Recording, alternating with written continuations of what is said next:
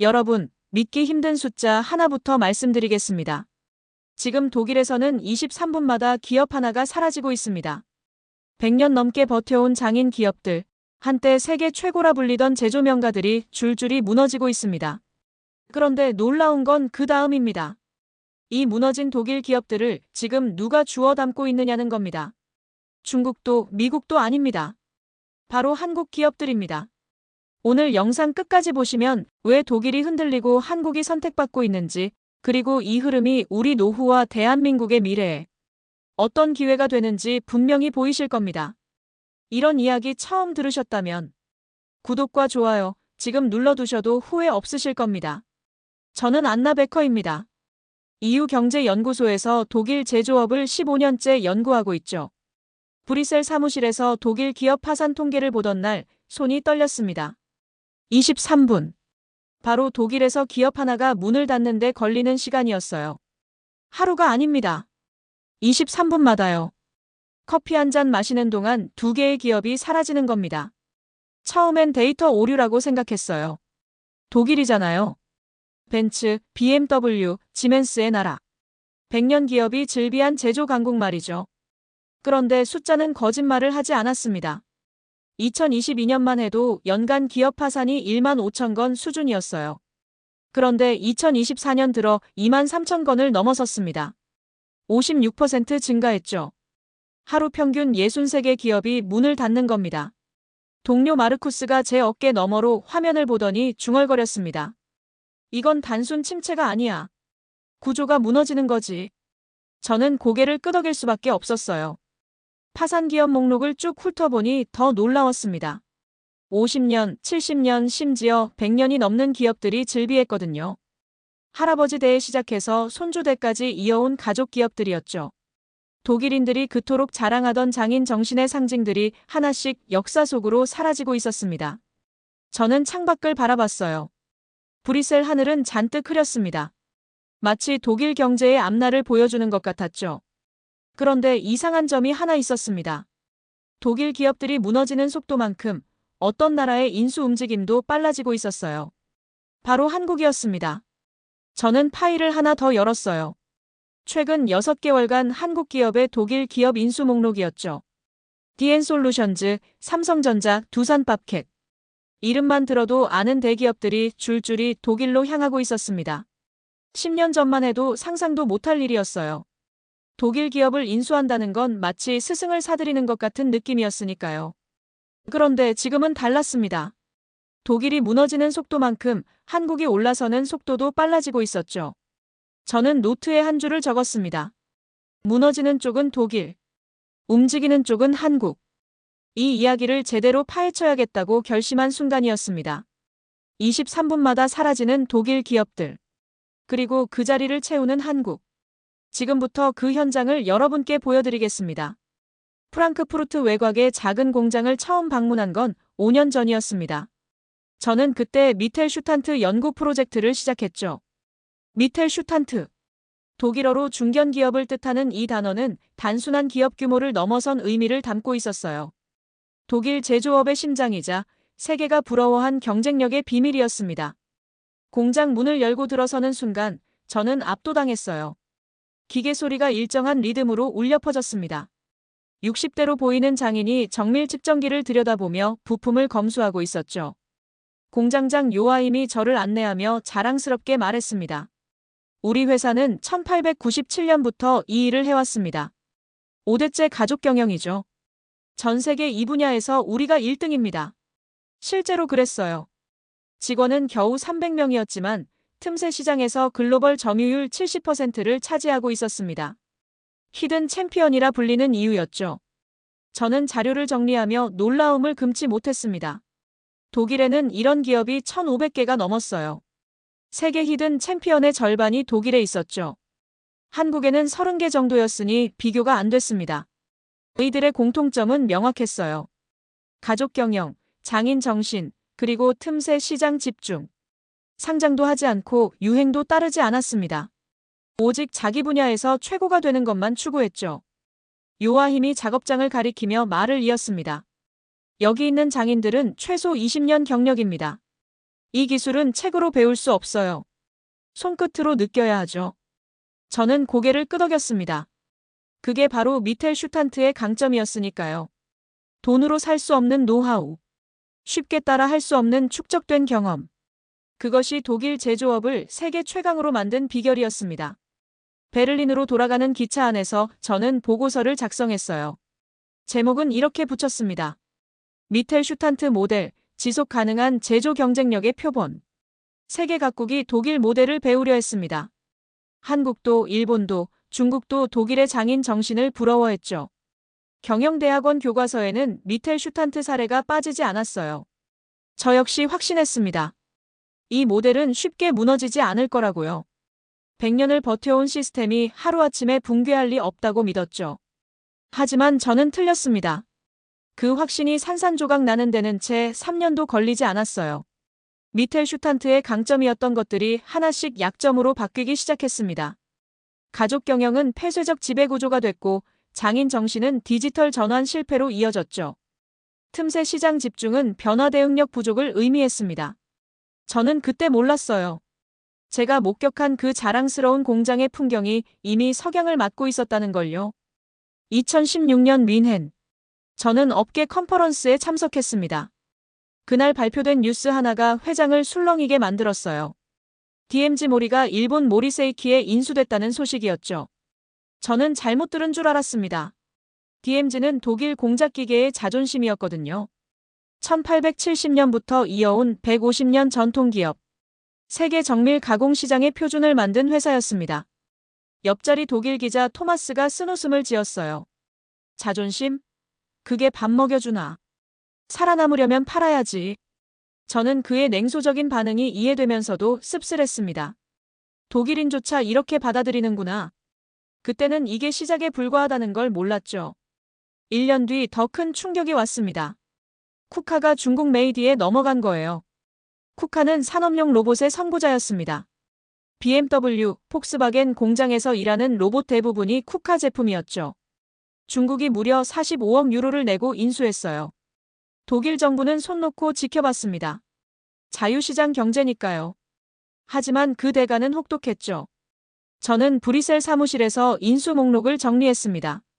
손가락이 저절로 멈췄어요. 목록이 너무 길었거든요. 크라우스 마파이, 금형 사출 세계 1위. 중국 캠차이나 인수. 오스람, 조명 기술의 원조.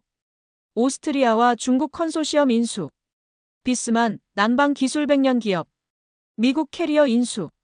라이프니츠, 비스킨 명가. 터키 율커 인수. 저는 한숨을 쉬었습니다. 이건 단순한 기업 매각이 아니었어요. 독일 산업 DNA가 조각조각 팔려나가는 과정이었죠. 함부르크에서 만난 산업 컨설턴트 슈테판이 솔직하게 말했습니다. 이제 독일 기업들은 선택지가 없어요. 투자할 돈이 없으니 기술 개발도 못하죠. 결국 외국 자본에 의존하거나 문을 닫거나 둘 중 하나입니다. 저는 물었어요. 그럼 기술은요? 독일이 평생 쌓아온 노하우는요? 슈테판이 어깨를 으쓱했습니다. 10년 뒤 돌아와서 독일을 공격하겠죠. 중국이 그렇게 할 겁니다. 실제로 그랬어요. 중국이 인수한 독일 기업들의 기술은 빠르게 중국 본토로 이전됐습니다. 연구소도 핵심 인력도 하나씩 중국으로 옮겨갔죠. 저는 보고서를 쓰며 제목을 고민했습니다. 독일 제조업의 기술 유출이라고 쓸까 하다가 지웠어요. 유출이 아니었습니다. 팔았으니까요. 스스로 넘긴 거죠.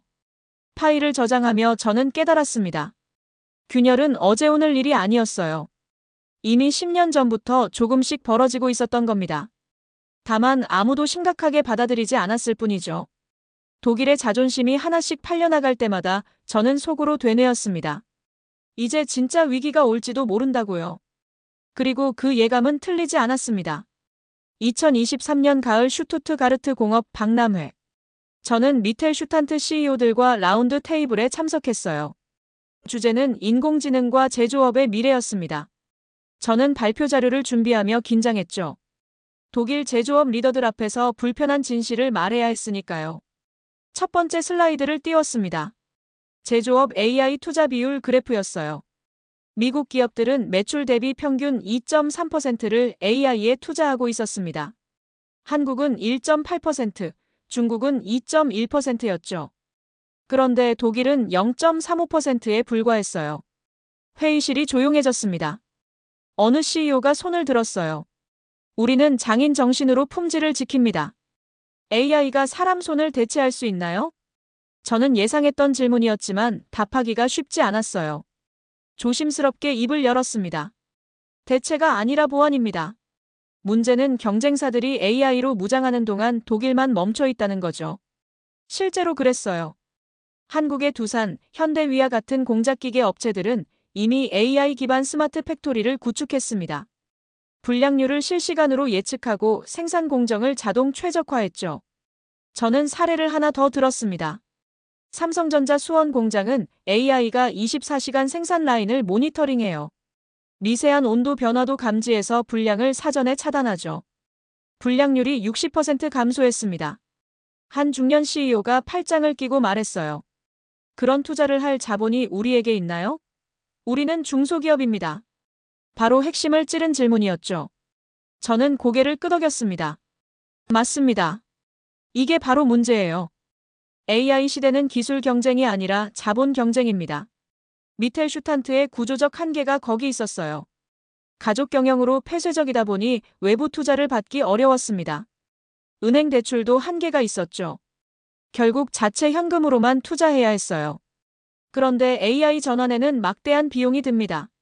설비 교체, 데이터 인프라, 인력 재교육. 수백억 원이 필요했죠. 중소기업이 감당하기엔 너무 컸어요. 뮌헨에서 만난 IT 컨설턴트 유르겐이 현실을 정확히 짚었습니다. 독일 기업들은 AI를 비용으로 봐요. 그런데 한국이나 미국 기업들은 생존 무기로 봅니다. 관점 자체가 다르죠. 저는 통계를 하나 더 확인했어요. 독일 중소기업 중 AI를 도입한 곳은 12%에 불과했습니다. 88%는 여전히 전통 방식으로 생산하고 있었죠. 반면 한국 제조업체의 AI 도입률은 43%였어요. 중국은 51%. 격차는 매년 벌어지고 있었습니다. 저는 보고서 결론을 이렇게 썼습니다. 독일 제조업은 기술이 없어서 지는 게 아니다. 투자할 힘이 없어서 진다. 장인의 손은 여전히 정밀했습니다. 하지만 AI가 분석한 데이터 앞에서는 무력했죠. 100년 노하우도 실시간 학습하는 알고리즘을 이길 수 없었어요. 회의가 끝나고 한 CEO가 저에게 다가왔습니다. 우리 세대가 마지막 장인이 될 것 같습니다. 그의 목소리에는 체념이 묻어 있었어요. 저는 아무 말도 할 수 없었습니다. 어쩌면 그 말이 맞을지도 몰랐으니까요. 베를린 경제연구소 회의실. 저는 동료들과 독일 경제 긴급 브리핑을 준비했습니다. 2024년 상반기 데이터가 예상보다 훨씬 나빴거든요. 화면에 띄운 그래프를 보며 저는 한숨을 쉬었어요. 4개의 곡선이 모두 급격하게 하락하고 있었습니다. 첫 번째 충격은 고령화였어요. 독일 제조업 종사자 평균 연령이 52세를 넘어섰습니다. 10년 전만 해도 45세였는데 말이죠. 동료 클라우스가 자료를 넘기며 말했습니다. 문제는 후계자가 없다는 겁니다. 미텔 슈탄트 중 40%가 승계 문제를 겪고 있어요. 실제로 그랬어요. 창업주들은 70대, 80대가 됐는데 자녀들은 제조업을 기피했습니다. 엔지니어링보다 IT나 금융을 선호했죠. 그러다 보니 기업을 물려줄 사람이 없었어요. 두 번째 충격은 에너지 비용이었습니다. 러시아 우크라이나 전쟁 이후 천연가스 공급이 끊겼죠. 거기에 탈원전 정책까지 겹쳤어요. 저는 슈바르츠발트의 한 화학 공장을 방문했습니다. 공장장 페터가 전기 고지서를 보여줬어요. 2020년 대비 전기료가 3배 올랐습니다. 이익이 다 전기료로 나가요. 독일 제조업 에너지 비용은 유럽 평균의 2배였습니다. 프랑스나 폴란드 공장보다 훨씬 비싼 전기를 쓰고 있었죠. 경쟁력이 떨어질 수밖에 없었어요. 세 번째 충격은 지정학이었습니다. 미중 갈등이 심화되며 독일의 수출 모델이 흔들렸죠. 독일 제조업은 중국 의존도가 너무 높았어요. 수출의 30%가 중국으로 향했습니다. 그런데 미국이 중국에 압력을 넣으며 상황이 복잡해졌죠. 프랑크푸르트의 한 자동차 부품업체 대표가 하소연했습니다. 중국 시장을 포기할 수 없어요. 그런데 미국도 무시할 수 없죠. 결국 양쪽 눈치를 다 봐야 합니다. 결국 독일 기업들은 중국 투자를 줄일 수밖에 없었어요. 하지만 대안시장을 찾기는 쉽지 않았습니다. 네 번째 충격은 공급망이었습니다. 코로나 팬데믹 이후 글로벌 공급망이 재편됐죠. 적시 생산 시스템이 무너졌어요. 저는 만하임의 한 기계 부품업체를 방문했습니다. 창고가 텅 비어 있었어요. 공장장이 설명했죠. 반도체가 6개월째 안 들어옵니다. 주문은 밀려 있는데 생산을 못해요. 독일 기업들은 재고를 최소화하는 린 생산 방식에 익숙했습니다. 그런데 공급망이 불안정해지자 이 시스템이 약점이 됐죠. 부품 하나가 없어서 공장 전체가 멈추는 일이 비일비재했어요. 저는 통계청 데이터를 확인했습니다. 2024년 상반기 실업률이 6.3%를 기록했어요. 10년 만에 최고치였죠. 제조업 고용은 전년 대비 8% 감소했습니다. 브뤼셀로 돌아오는 기차 안에서 저는 보고서를 작성했어요. 제목을 이렇게 붙였습니다. 독일 제조업 위기, 경기 침체가 아니라 구조 붕괴다. 4개의 충격이 동시에 덮쳤어요. 고령화, 에너지, 지정학, 공급망. 하나만 와도 버티기 힘든데 4개가 한꺼번에 왔습니다. 독일 경제는 버틸 체력이 없었어요. 저는 창밖을 바라봤습니다. 독일 들판을 가로지르는 풍력 발전기들이 보였어요. 친환경 에너지의 상징이었죠. 하지만 그 바람개비들은 독일 제조업을 살리기엔 턱없이 부족했습니다. 체력이 먼저 무너졌어요. 그리고 체력이 없으면 아무리 기술이 좋아도 쓸 수가 없습니다. 독일은 지금 바로 그 상황이었죠. 2024년 6월 프랑크푸르트 공항. 저는 한국에서 온 기업인 일행과 마주쳤습니다. 그들은 독일 기계 산업 시찰을 왔다고 했죠. 하지만 저는 알고 있었어요. 시찰이 아니라 인수 실사였다는 걸요. 일주일 뒤 뉴스가 터졌습니다. 디엔솔루션즈가 헬러를 인수한다는 소식이었어요. 헬러는 130년 전통의 공작기계 명가였습니다. BMW와 다임러의 핵심 공급사였죠. 독일 언론이 발칵 뒤집혔어요. 저는 프랑크푸르터 알게마인의 신문 인터뷰 요청을 받았습니다. 기자가 물었죠. 한국 기업이 헬러를 인수할 자격이 있다고 보십니까? 저는 잠시 말을 멈췄어요. 조심스러운 질문이었습니다. 솔직하게 답했죠. 자격의 문제가 아닙니다. 필요의 문제예요. 헬러는 자본이 필요했고 뒤에는 기술이 필요했죠. 완벽한 매칭입니다. 실제로 그랬어요. 헬러는 연구개발 자금이 부족했습니다. 시장은 AI 기반 스마트 공작기계를 원했는데 투자할 여력이 없었죠. 반면 디엔솔루션즈는 기술 격차를 단숨에 좁히고 싶었어요. 헬러의 130년 노하우는 돈으로 살 수 없는 자산이었습니다. 인수 금액은 공개되지 않았지만 업계 추산 5억 유로 정도였죠. 그런데 놀라운 건 이게 끝이 아니었다는 겁니다. 석 달 뒤 삼성전자가 움직였어요. 독일 플렉트의 엔지니어링 부문을 인수했습니다. 플렉트는 화학 플랜트 설계의 세계적 기업이었죠. 반도체 공장 설계의 핵심 기술을 가지고 있었어요. 저는 베를린의 한 산업 애널리스트와 커피를 마셨습니다. 그가 말했죠. 이제 시작이에요. 한국 기업들이 리스트를 만들어뒀대요. 독일 기업 중 인수 가능한 곳들 말이죠. 저는 놀랐어요. 리스트요? 마치 쇼핑 목록 같네요. 그가 씁쓸하게 웃었습니다. 맞아요. 독일 쇼핑이죠. 10년 전엔 상상도 못할 일이었는데. 다음 달에는 두산 밥켓 소식이 들렸어요. 독일 건설 장비 업체 인수를 검토 중이라는 겁니다. 대상 기업은 100년이 넘는 굴착기 전문 업체였죠. 저는 자료를 정리하며 패턴을 발견했습니다. 한국 기업들이 노리는 독일 기업에는 공통점이 있었어요. 첫째, 100년 이상 역사. 둘째, 틈새 시장 세계 1등. 셋째, 가족 경영으로 자본 부족.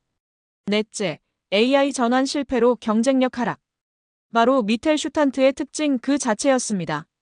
한국 기업들은 독일의 약점을 정확히 파악하고 있었어요.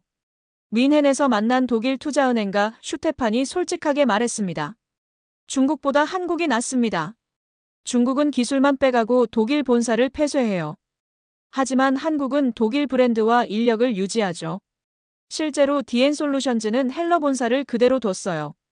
독일 엔지니어들도 해고하지 않았습니다. 대신 한국 생산 시스템과 결합해서 경쟁력을 높였죠. 저는 브뤼셀 사무실에 돌아와 지도를 펼쳤습니다. 독일 남부 바덴비르텐베르크 지역에 핀을 꽂았어요. 한국 기업들이 인수한 곳이었죠. 핀이 점점 늘어났습니다. 슈투트가르트, 만하임, 프라이부르크.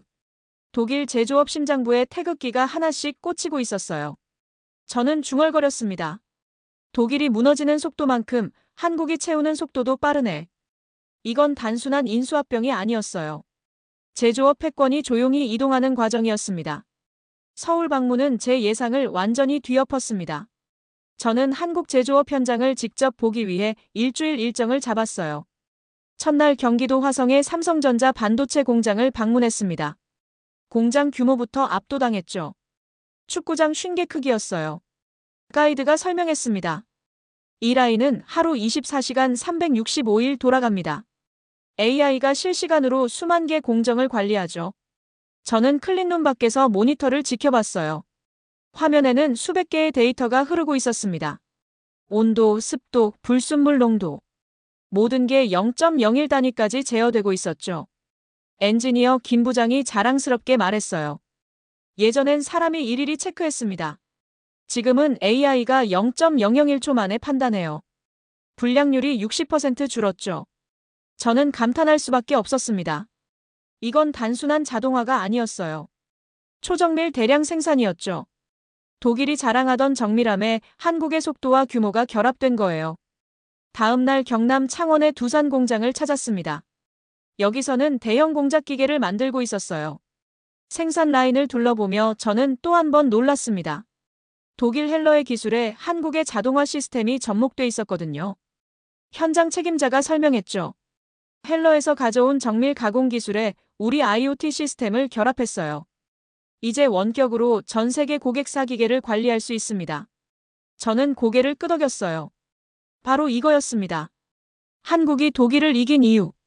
독일은 기술은 최고였지만 확장성이 없었어요. 소량 맞춤 생산에 특화돼 있었죠. 반면 한국은 대량 생산 인프라에 초정밀 기술을 결합했습니다. 판교의 한 IT 기업 대표와 저녁을 먹었어요.